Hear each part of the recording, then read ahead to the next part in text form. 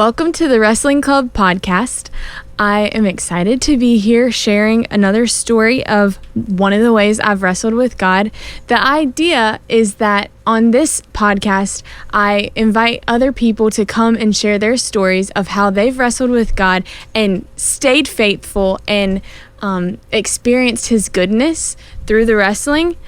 But every once in a while, I want to keep you filled in on how the Lord's working in my life.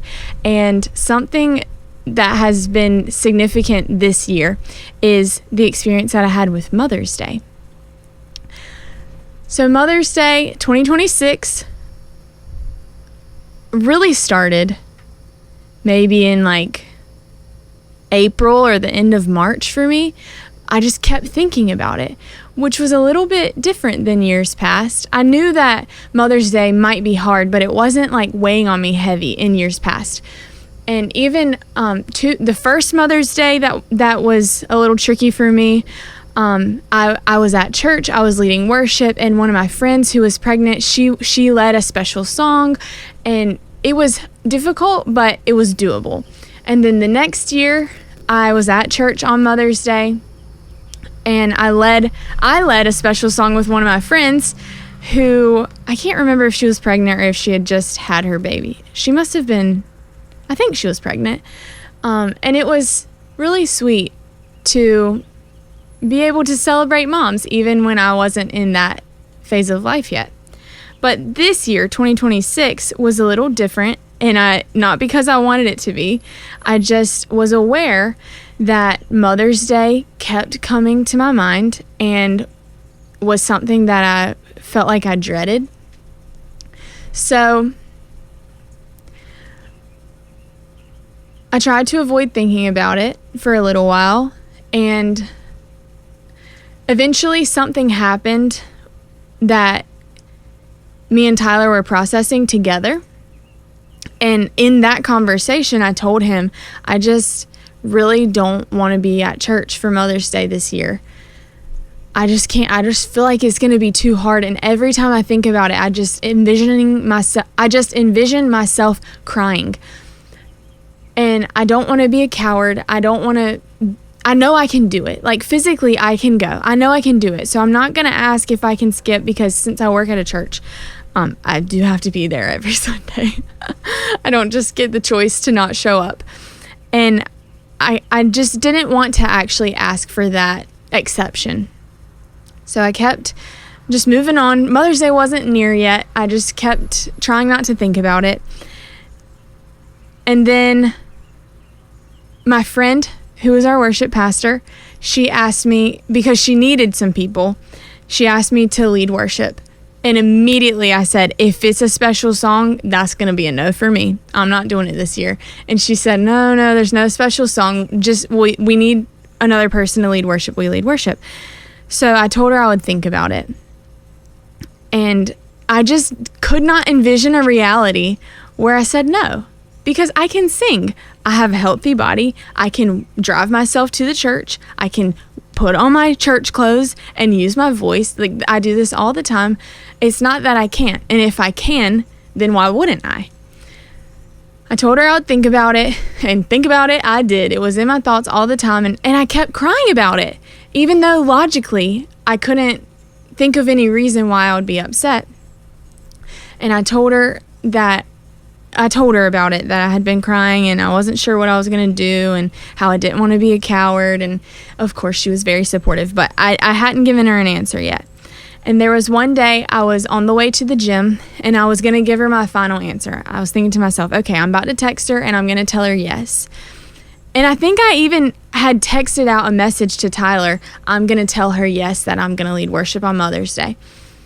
And I ended up talking to him on the phone while I was on the way to the gym. And I was just really upset. And whenever I got out of the car, once I got to the gym, I saw him walking out of the gym, and he came up and gave me a hug, and I was just crying in the parking lot, and it was so embarrassing. And then he had to go because he had a meeting, so we couldn't really like stay and talk. So I just went into the gym, and I was trying to get myself together, but I had been crying the whole 25-minute drive there. and it wasn't easy to get myself looking like I hadn't been crying. And one of the people that works there, she saw me and she said, "Do you need a hug?" And I was like, if I hug this girl, I'm going to start, not just like a tear falling, I'm going to start sobbing. But I didn't want to like block her kindness, and I didn't want to shut off my emotions, because I have learned that is also not helpful. So I accepted her hug and I started crying, and everyone just kind of stared at me and gave me like a pity smile and was just like, I could tell they were like, "We hope you're okay," but nobody really knows what to say when a girl walks into the gym crying. So I just went on about my workout and did my workout, and then the owner of the gym came over after, when I was almost done working out, and just asked me how, like, what was wrong and how things were going. And it was really sweet and really taught me it taught me how to pastor people from someone who is not a pastor, who's a gym owner. It taught me about the importance of being sensitive to what people are experiencing and caring, and just being bold enough to ask, because sometimes they do want to share, they are willing to share. So once that happened, I decided to talk to my boss about it, because I just wanted to kind of let him know that it was feeling hard, and just, I knew that he would be supportive, but I just wanted to see what he said. And of course he encouraged me, because I work at a church, and because my church staff and supervisors are so lovely, that if I didn't think that it was best for me to be at church, then of course it's okay to take the time that I need. Well, then I went to my therapist, Miss Anita, who I already talked about before and probably not going to stop talking about. And I was telling her, I just don't want Mother's Day to arrive. Like, if I could just skip over that day, I would like that option better. And I told her the same thing that I had told myself, which was, if I can be there, physically, I can be there. I'm not sick. I'm not having a mental breakdown. I just don't want to be there. And I could tell at this point that I was avoiding spending time with Jesus. I was not bringing this to Jesus. I was like, I don't know if I was afraid or what. I really just wanted like a long time with him, and I didn't have it.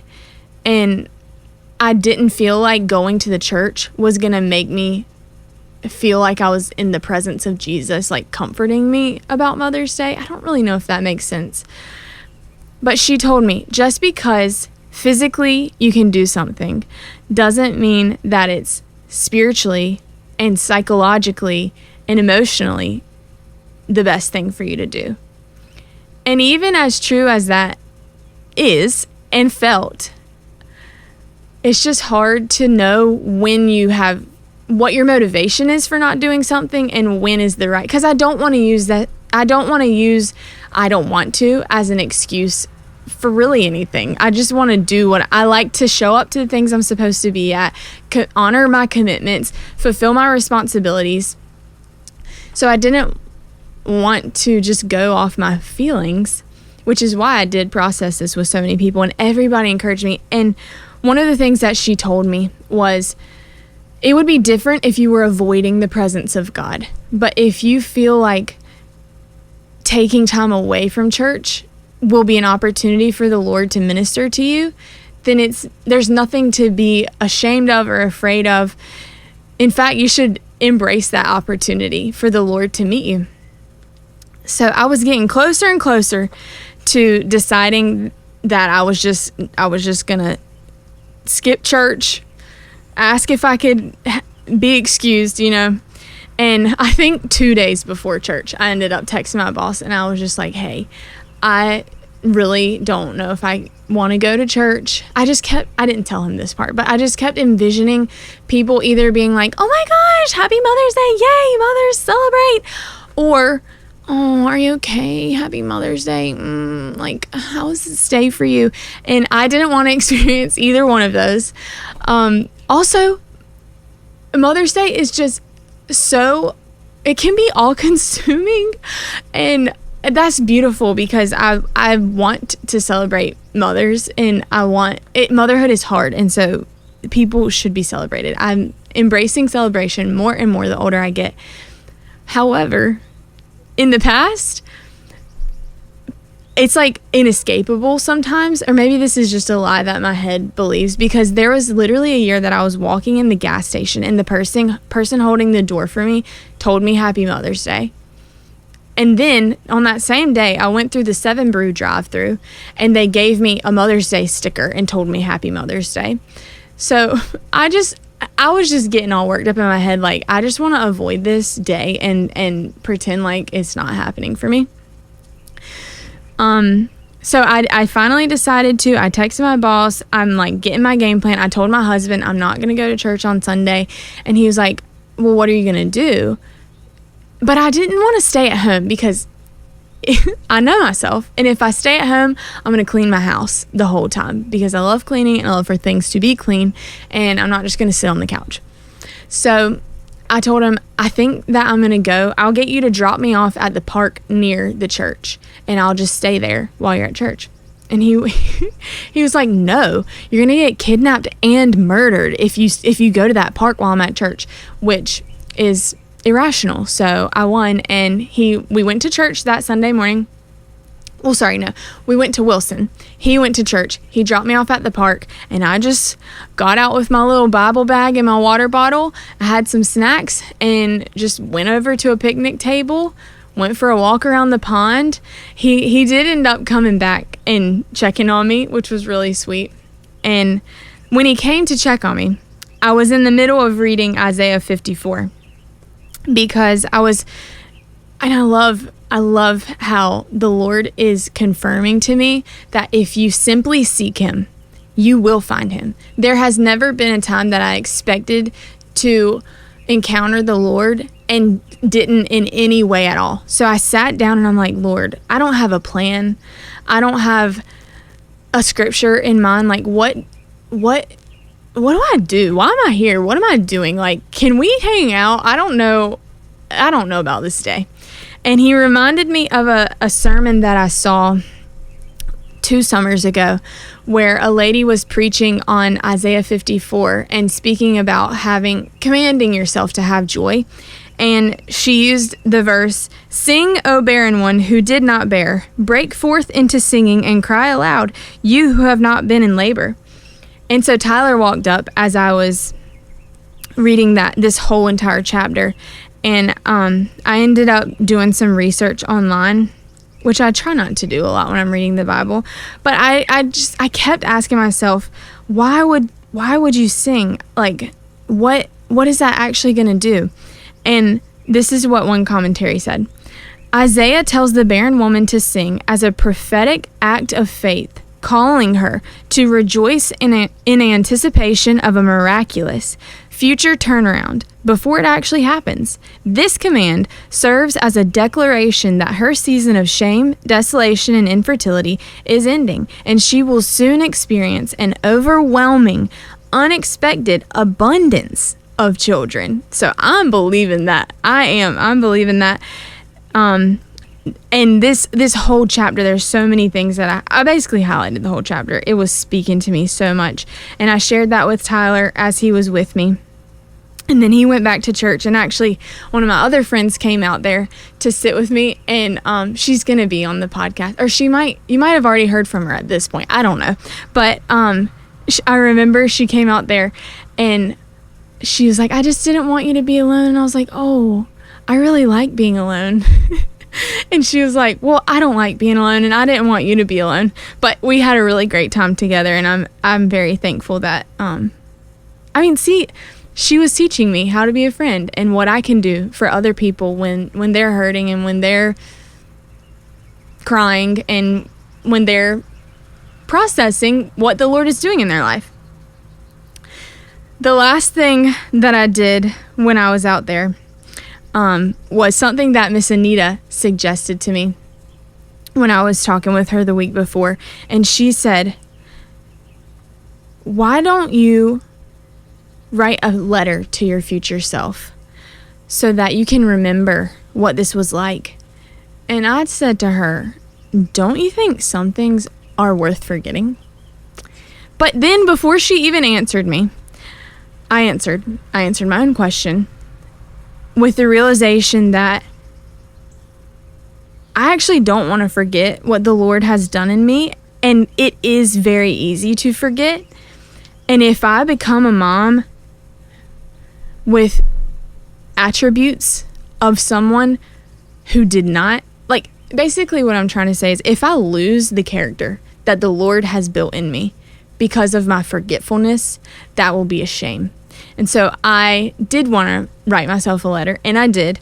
And so I'm going to read it and probably cry.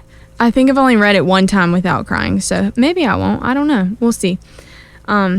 This is to my future self, the version of me that is a mother. What is it like holding your very own baby? What is it like watching Tyler be a dad? Do you still remember the ache of an empty womb? Or does that hurt get fully healed? Does your world feel like all is right and at rest, or is there new chaos? Was it worth it asking the Lord to make you desperate for Him? How would you describe the joy of a fulfilled desire? What do you do now?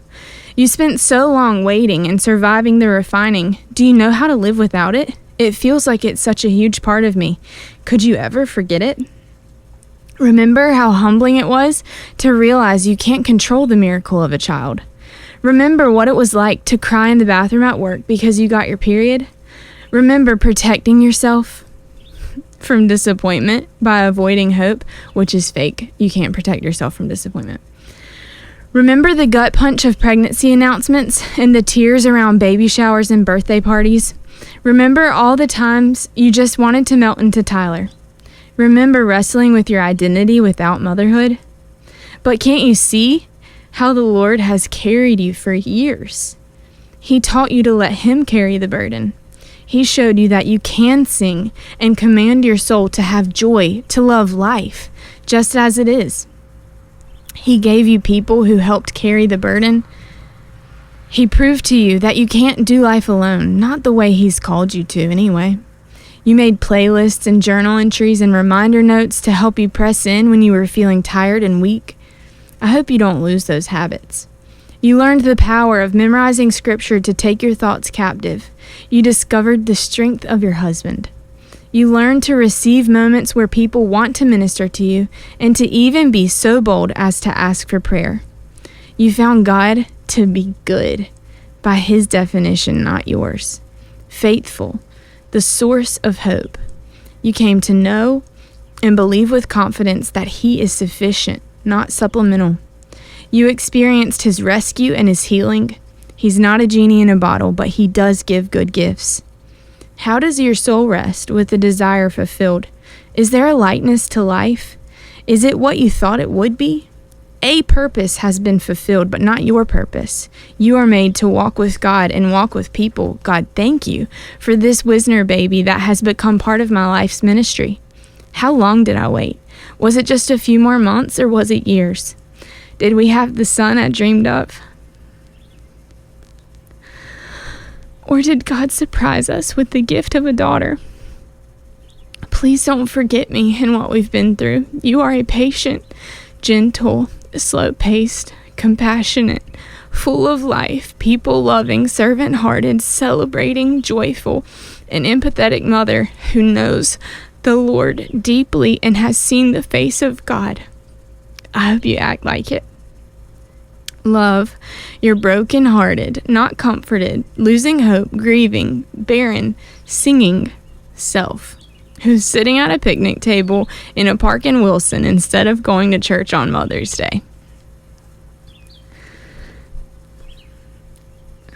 And as much as I want to hide that letter until I have the resolution that I want, I hope that people can be encouraged that this is what it's like in the middle. Believing that I will read this with a baby in my arms. And if I don't, the Lord is good, and I guarantee you I wouldn't have it any other way. So may the Lord encourage you with this message, with my words, with His goodness and His faithfulness. And thank you for listening.